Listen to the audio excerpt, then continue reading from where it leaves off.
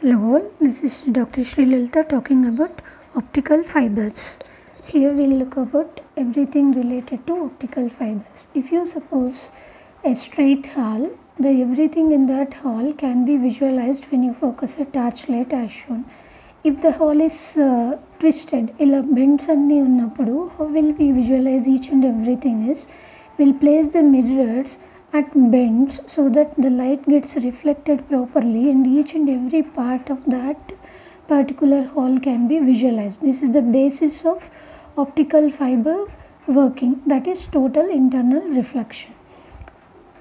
The characteristics of optical fiber are, it looks so, it is made up of glass, it is transparent, it is flexible, easily bent, it is as thin as a human hair and uses the infrared region of the light as shown by the red line to transmit the data from one end to the other end in the digital form. Digital form is ones and zeros as shown here.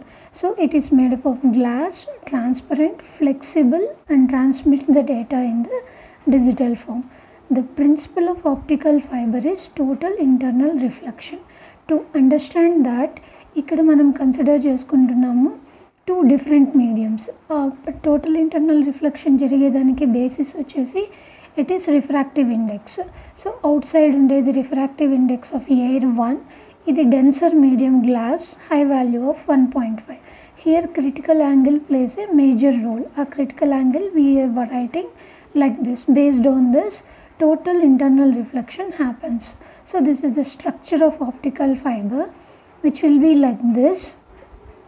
Here this is a core, 3 parts untai: core, cladding, outer layer.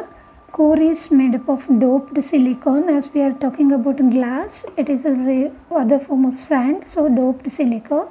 Cladding is made up of natural silica and outer layer, which is a coating, is a plastic. So this is the total internal reflection process using which the light transmits from one end to the other end.